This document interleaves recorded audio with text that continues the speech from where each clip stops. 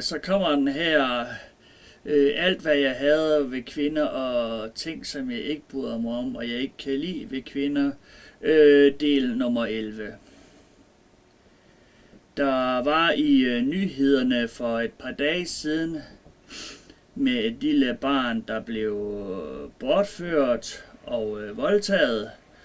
Og jeg må sige på den måde, at hvis jeg kunne forestille mig, at ham, der bortførte barnet, at det var en, der var jaloux og som måske gerne ville have haft børn med hende damen, og så var det noget jaloux handling af en eller anden art.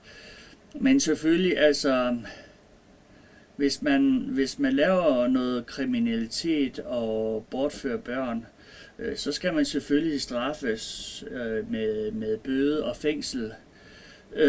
Hvis man bortfører eller bortfører børn eller laver anden form for kriminalitet, så skal man selvfølgelig straffes og i fængsel og bøde. Men og så skulle der selvfølgelig også lige puttes ind, at barnet blev voldtaget af et 6 måneder gammelt barn. Og det tror jeg ikke rigtigt på, at der er nogen, der er så syge i hovedet og gør sådan nogle slags ting. Og det er netop det, jeg gerne vil ind på punkt 1. Alt hvad jeg hader ved kvinder. Det er, at kvinder, der bliver udsat for kriminalitet, de vil gerne have lov til at fortælle en lille løgn ekstra. De vil gerne lige have, at vedkommende bliver ramt lige ekstra hårdt. Så siger de lige en anden ting, som han også gjort, som er ulovlig. Selvom det er løgn. Så det er en ting, som jeg hader ved kvinder. Det er kvinder, der bliver udsat for kriminalitet, som så tilføjer ekstra kriminalitet, som er løgn og ikke passer. For nu tænker de, at vedkommende nu skal have en rigtig straffe. Så nu siger vi lige, at han har gjort nummer 2 ting, som han ikke har gjort. Fordi nu har de muligheden for det. Nu har de i hans greb. Nu har han lavet noget kriminalitet. Så det er det, jeg vil gerne vil ind på med det der med bortførsel af et barn. Altså, selvfølgelig skal han i fængsel og bøde og straffes for at bortføre barnet.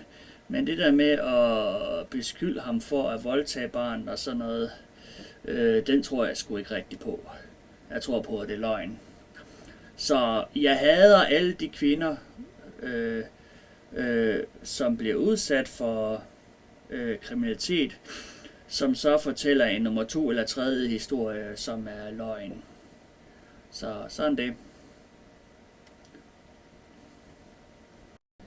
Også nummer 2 ting, som jeg heller ikke bryder mig om ved kvinder, det er i forhold til børneopdragelse. Fordi at hvis nu at man er mand og kone, og man har en datter, eller man har en lille søn, og lad os nu sige, at sønnen er næsten fuldvoksen, han er 18-19 år, han kan ikke finde sig nogen kæreste, så mener jeg, at det er også lige så meget forældres ansvar, især for morens vedkommende. Hvis moren hun kender nogle piger på sin søns egen alder, som søger en kæreste, så mener jeg, at det er lige så meget morens ansvar og ligesom at sige til hende der, de der piger, der er på hans alder, som mangler en kæreste, sige, hey forresten, min søn, han står faktisk og mangler en kæreste, må jeg instruere min søn for jer, så det synes jeg. Så det er også en ting, som jeg ikke bryder mig om ved kvinder, det er, hvis moren kender nogle kvinder, som er på sin søns alder, så mener jeg, at det er morens pligt, og ligesom at moren, hun anviser hans søn i at være single og stå og mangle en kæreste. Så det gør det ikke i sådan en familie, så det bryder jeg mig ikke om ved kvinder. Og den tredje ting, som jeg heller ikke bryder mig om med kvinder, det er, at der er kommet så en ny tendens i skolerne med, at kvinderne de kan ikke bade sammen, og drengene kan ikke bade sammen, og de tager hjem efter sports, og så tager de bare hjem. Og det er også sådan noget politifise noget, at de ikke kan finde ud af, fordi der for bare 20-30 år siden, der, når man gik i skole, der badede mændene sammen, og kvinderne badede sammen, så det er også sådan noget træls feminisme pis, ikke også? En anden ting, som jeg heller ikke bryder mig om, det er husluder. Det er sådan nogle på bosteder, hvor det er nogle kvinder, de kan kun finde ud af at komme sammen med de personer, som de bor sammen med. Så jeg vil bare sige, tag ud i byen, tag et eller andet sted hen og find din kæreste. Jeg synes du er en svag kusse pisseflap, at du absolut skal komme sammen med dem, som du bor sammen med i huset, ikke også? Det synes jeg, det er for svagt, ikke også? Det andet, som jeg også gerne vil ind på, det er, hvis du nu for eksempel gerne vil finde en kæreste, og du kan godt lide en kvinde, der arbejder på en benzintank. Det er, at hvis du skal sige, at du er interesseret i hende, og du vil gerne komme sammen med hende, så hvis du gerne vil komme sammen med en kvinde, der arbejder på en benzintank, så er du i den risikozone for at spørge hende ad på en date, at du bliver smidt ud af benzintanken. Men så skal du så bare lige gøre dig opmærksom på, er der andre muligheder i byen? Kan du gå hen et sted og få personlig betjening og få benzin på lige i nærheden, hvis der ligger 2 gange døgntanke, og så betale med kontanter, og et tredje sted, hvor du kan gå ind og så betale med kort, fordi at hvis det er den eneste benzinstander, som er i miles omkreds, så er du fucked. Hvis hende der kvinde der, hun ikke lige tager det så let. Så hvis du gerne vil lægge an på en, der arbejder på en benzintank, så skal du sørge for, at der er en anden døgntank i den anden ende af byen, hvor du kan betale med penge, og et tredje sted, hvor du bare kan betale med kort, sådan noget udendørs, noget uden betjening, fordi ellers så er du fucked, hvis der er kun den anden ene. Det er også det samme, at hvis du bor i sådan en by som Hov, det er sådan en havneby her i Østjylland, der er der kun ét supermarked, så hvis du spørger hende ad om, skal vi være kærester, vil du med på en date, sådan et sted som en Superbrus i sådan en havneby som Hov, hvor der kun er et supermarked, og så er du så for at vide, at der må du ikke komme med i det supermarked.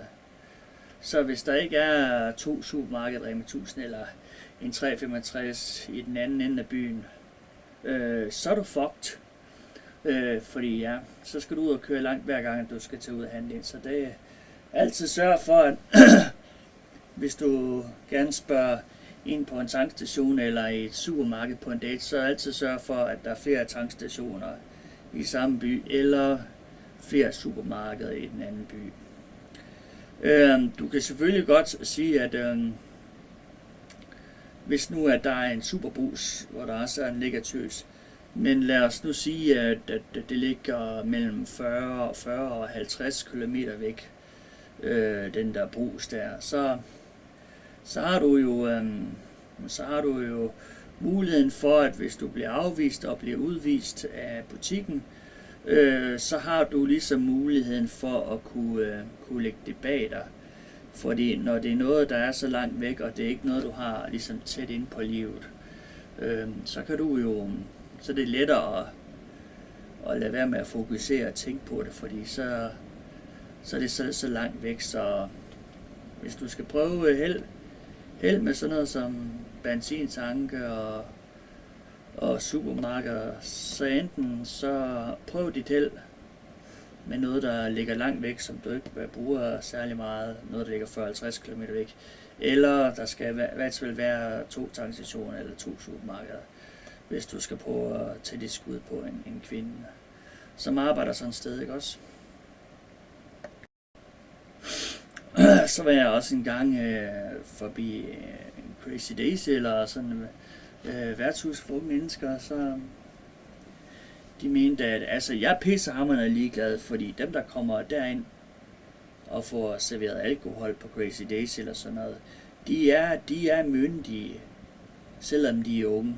De må have sex med hvem som helst de har lyst til, om det er nogen på 60, 70, 80 år, fordi at for at komme sådan et sted som Crazy Daisy og få serveret alkohol, der skal man være sædelig myndig.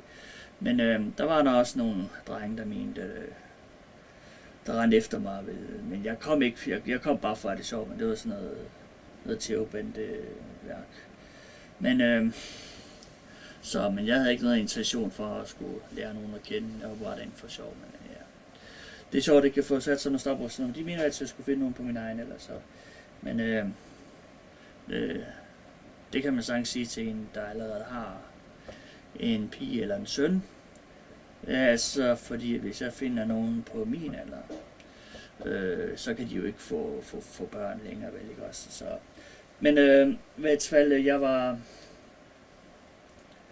jeg var inde på inde i en nettoforretning, og så jeg en mor på 52 år, og hendes datter på 22 år, og han selv på 52 år, og de var bare sådan totalt funklende skønheder, ikke også? Begge to flot, lang, blond hår, flotte blå øjne, ikke også?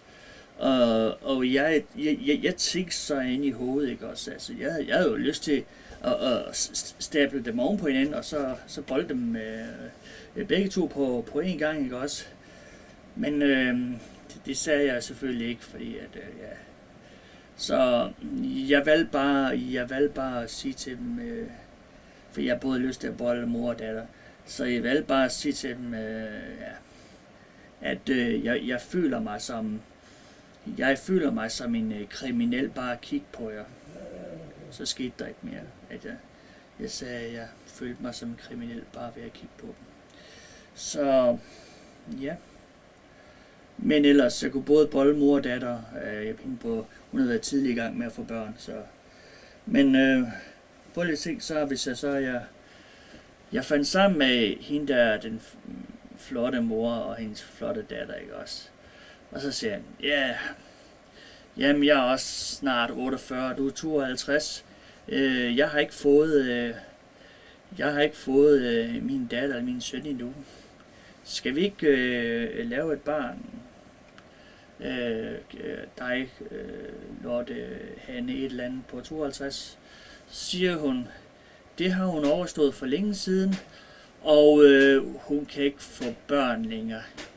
Når man skal altså ikke til at gå i gang med din datter på 22 år, fordi jeg vil gerne have mig en lille datter eller søn, ikke også? Du kan godt se, det er lidt flovt, ikke?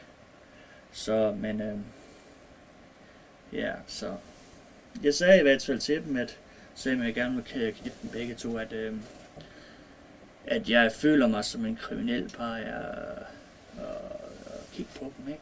Så. Også en anden ting, som jeg gerne lige vil have, at for alt det, du hører om kvinder, der bliver voldtaget og krænket og så videre i nyhederne, ikke også? Du hører aldrig nogensinde om en mand på 50 eller 30 år, der er blevet krænket eller voldtaget.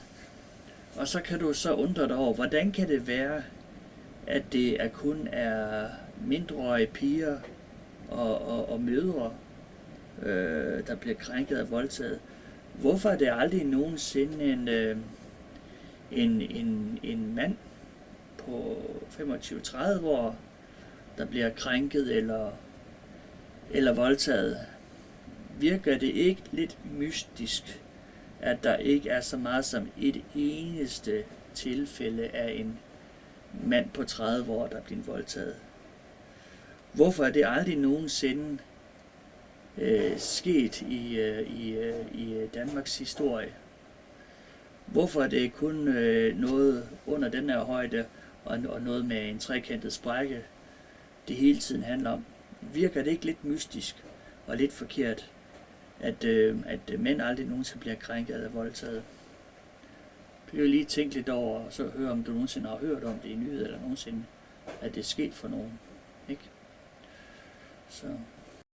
Men tilbage til det, jeg sagde i starten af videoen, med det, der var i nyhederne med den der barnevogn, ikke også? Det er, at kvinder, som bliver udsat for kriminalitet, de skal holde sig til, hvad der er sandt, og de skal ikke begynde at putte mere smør på brødet, end der er, og begynde at lægge tillægshistorier og tillægsløgn, som ikke passer, ikke også? Fordi at hvis det går fra bortførsel af barn, og så der også bliver beskyldt om med voldtægt og sådan nogle slags ting, der ikke også, så skal de begge to i fængsel. Så både manden skal i fængsel, og kvinden skal også i fængsel. De begge to skal i fængsel. Så det kan jeg ikke lide ved kvinder, der går og fortæller ekstra historier, som ikke er sande. De skal holde sig til det konkrete emne med den lovovertrædelse, der har været, og ikke begynde at fortælle ekstra løgnhistorier, som ikke passer, fordi de gerne vil have vedkommende skal straffes ekstra hårdt. Så sådan det, så skal de begge to i fængsel. Det er min mening. Så sådan det. Lav noget kriminelt og ulovligt, så skal man i fængsel. Sådan noget, det er alvorlige beskyldninger, og det skal der være bevis for. Sådan det. Men det er sådan i ungdomsårene, når mænd og kvinder og unge, ikke også, så er kvinderne, der har magten. Det er kvinderne, der bestemmer, når de er de der 22 op til de 30 år. Når mænd og kvinder, de rammer de 40-50-årige, så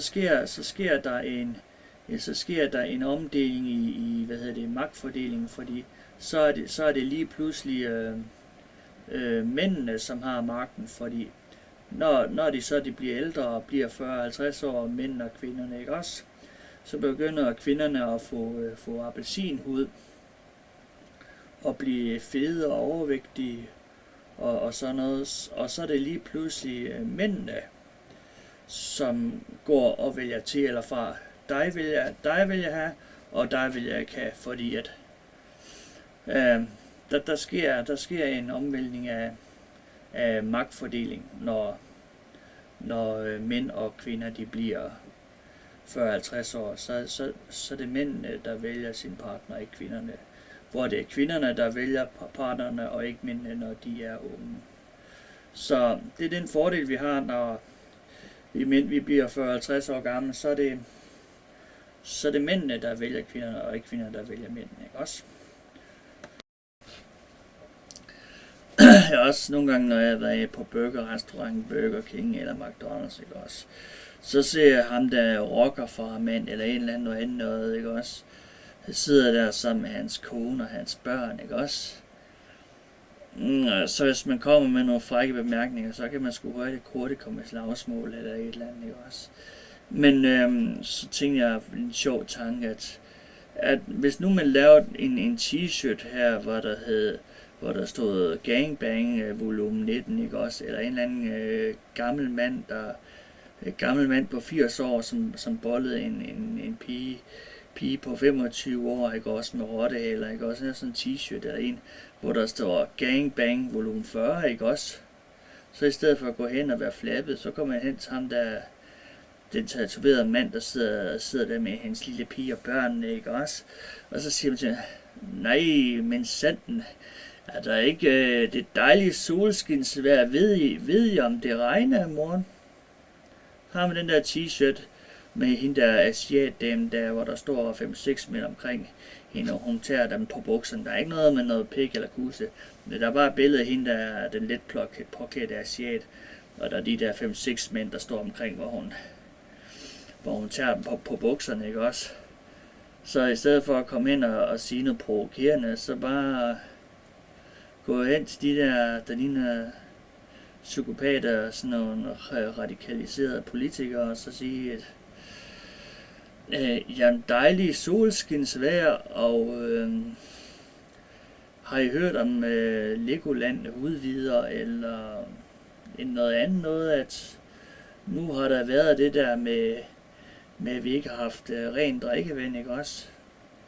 Så det tænker jeg sådan, at den kunne være lidt sjov, fordi man siger jo ikke noget forkert, man snakker jo bare om solskilner og regn og vejr, så har man sådan en t-shirt, hvor der står Gangbang volume 48, hvor man går ind til den der familie, ikke også?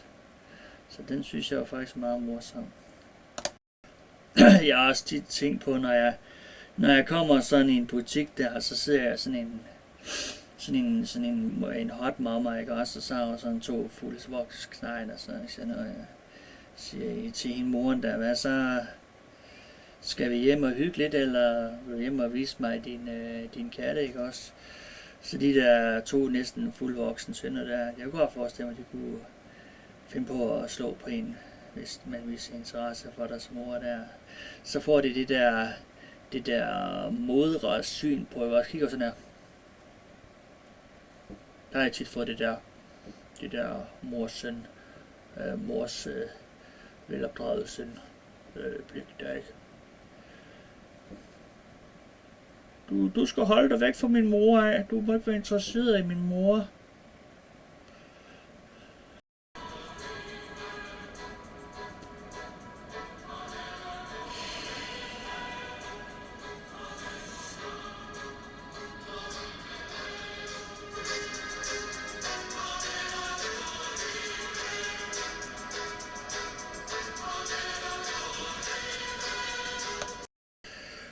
Det har jeg også prøvet med 2 af dem, jeg har prøvet sammen på bostedet, ikke også?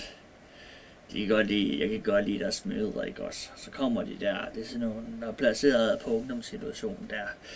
Så de får de der tanker op og nej, vores mor må ikke komme hjem og hente os. Ham der bor ved siden af, han kan godt lide vores mor, eller at det også direkte fået at vide sådan, du må ikke kigge på min mor.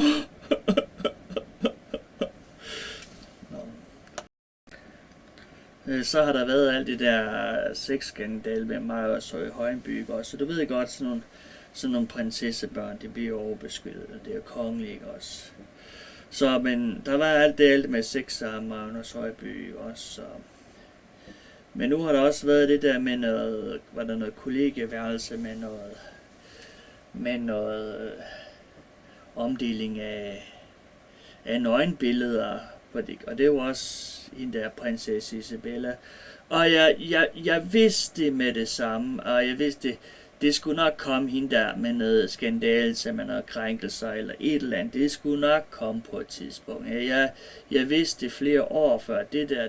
Der kommer til at komme et eller andet med avis med hende prinsessen der er blevet krænket, det danske kongefamilie, ikke også? Men jeg vidste det. Ligesom Magnus Højby, ikke også? Og det pis der. Men nok om det. Så jeg har ikke mere at sige her. Jeg håber, I alle sammen er fornærmet og sure på mig.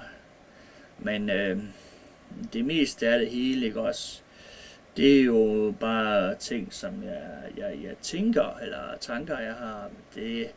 Der er kun meget få af det, der kommer ud i virkelighedens velgøre, ikke også? Så.